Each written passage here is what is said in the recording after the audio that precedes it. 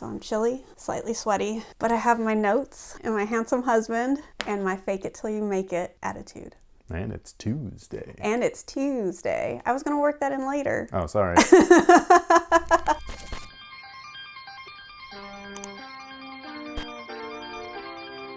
Hey guys, it's Jody from WearTesters.com. Welcome back to our YouTube channel. If you're here the day this video is coming out, it's Tuesday, and that's perfect because today we are going to be covering the women's Air Jordan 2 Retro, which I want to talk about that for just a moment because I did a lot. Which color?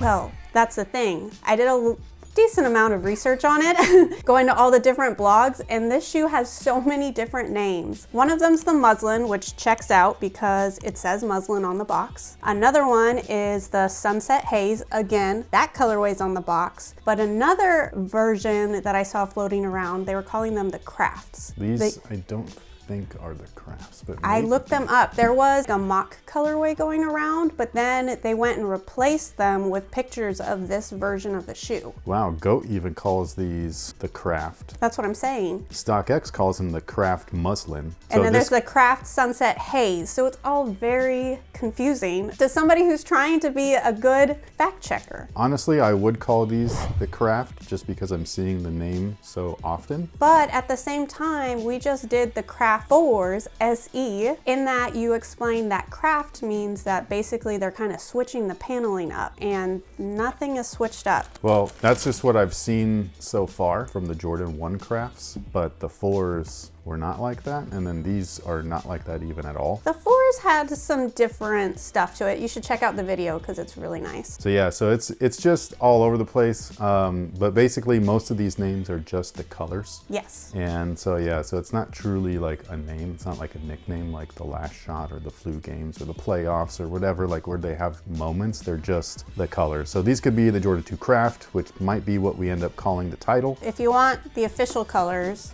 it's Sail, Desert, Sunset, Haze, Muslin. Got it. So here's the box. It's that classic box that we got to check out on the Air Jordan 2 Chicago. There is some differences though between this packaging and that packaging because all we got is the box. In the Chicago 2022 ones, you got the cool cardboard. Oh, the little like hang tag, the wings hang tag. Yes, and you got a little pamphlet that gave the breakdown of That all didn't the come tech. with a pamphlet? There's no pamphlet in here. What So the if they do, Goat took mine because it's not in here. I checked the whole box and couldn't find it. One of the perks though to my shoes is mine came laced. Did mine not? No, yours only had the very bottom. It came out like an Air Jordan 1. Oh, that's right. I'll call that a win.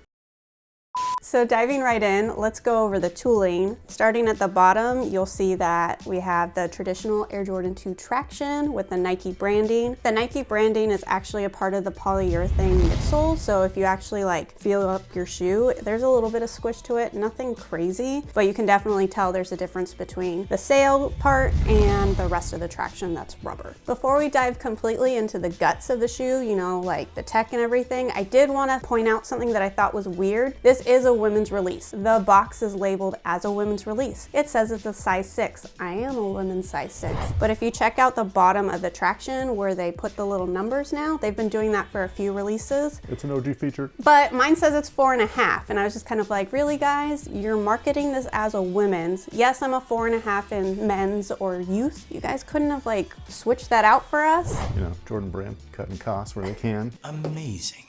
All right, so back to cushion. As I said, the midsole is made up of polyurethane. Inside of the polyurethane midsole, if you remove the insole, you will actually be able to feel underneath the strobel. There is a air unit just in the heel. Could I really feel anything? No, but I'm also on the lighter side. I want to stress, and I'm not trying to take over your video.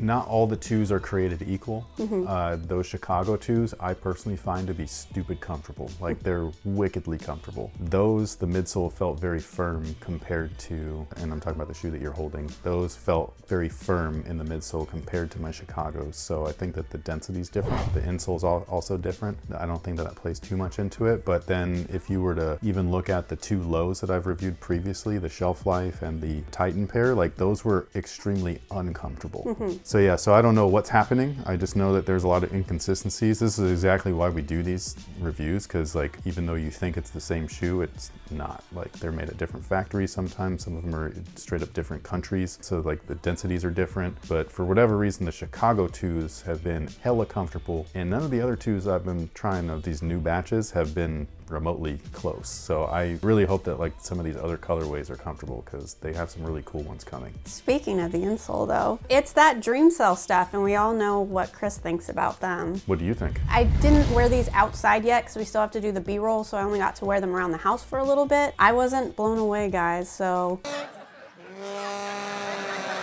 And then going on up to the upper, everything except for what they're calling the Sunset Haze is leather. Quality-wise though, that's kind of your guys' interpretation. I will say, and I made Chris look over the shoe for me, I was just like, is it all the same type of leather? And except for this lizard embossed part, it is, but some of it's just so hard. Like the toe bumper he was explaining to me, there's like a nylon wedge in there that almost makes it like a heel counter. It's very hard.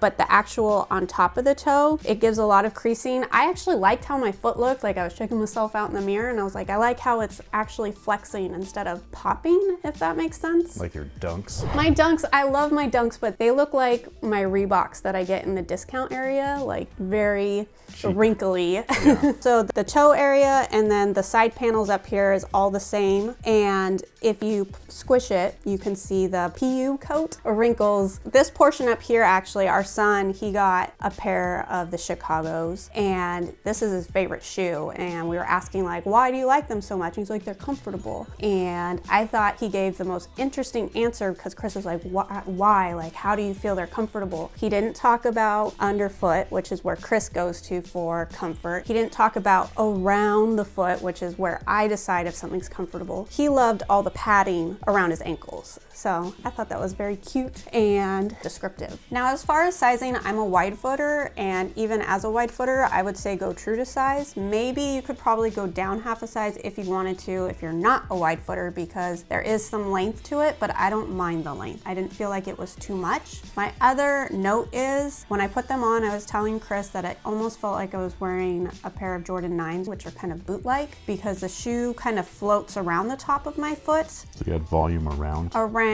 above my toes. I think that's from the structured toe. It's hard as shit. I dislike that with a passion. And that's what typically will give you like that squared off shape. They've done it really well in here where the shape looks great. It's just that it would have been greater if the reinforcement wasn't there. That's a weird new thing with manufacturing that I don't understand, to be perfectly honest. It's something that they started putting in shoes that were made with the fused stuff, so the plastics. For whatever reason, they put them in leather-based shoes. The leather is structured enough to where it's supposed to move with your foot, especially like be like a second skin, because it is skin. This is not supposed to be like that. Obviously, they make these more for fashion now.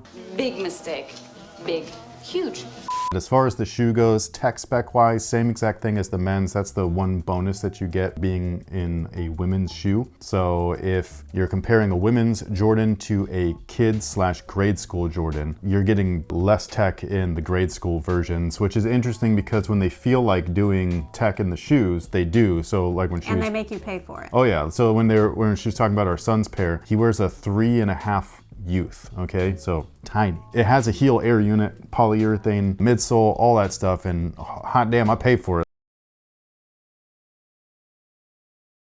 Them size 3s were $150, which is weird though because they listed that 3.5 almost like it was a men's shoe, versus like some shoes are clearly grade school with the fake carbon and no tech and all that stuff. So I don't know if they're making these in extended sizes. I don't believe that they are. I think they might stop at like a women's 11 or 12 like usual. I looked at so many sites, I cannot remember. Oh, I know. I do this damn near every day, and I talk about multiple shoes at a time because we bulk film. Yes. And it is not easy. I meant to say this earlier, but one of the sites also said that there was suede on this shoe. And I'm sitting there being like, what are you talking about? And I had to like walk over being like, what are they saying? No suede is used on this shoe. The leather is nice, by the way. It's not super thick cuts or anything, but it's definitely nice. It's got a soft PU coat, like she was saying. Even the textured portion, the lizard embossed print is leather. The tongue is all synthetic. Oh man, I messed that up. What? I was supposed to talk about how the tongue was not leather. The tongue and the sunset haze color. Dang it. You did say the sunset haze though. I know, but I forgot about the tongue. I just don't know if they knew what the sunset haze is, but basically it's the piping. It's that coral bleach color. I love the way that the outsole looks. Like, this is pretty. beautiful. And with that being said, please leave your comments and thoughts down below. Hit the thumbs up. Tell me I did a good job. Because it's really difficult to get in front of the camera. I am much happier sitting back there in my pretend director's chair. Someday I'll have a real one. Right now I sit on a stool. There's nothing wrong with that. It's so uncomfortable. You're only there for a couple hours. I know. But anyways, thanks for being here with us today, and until next time. Peace.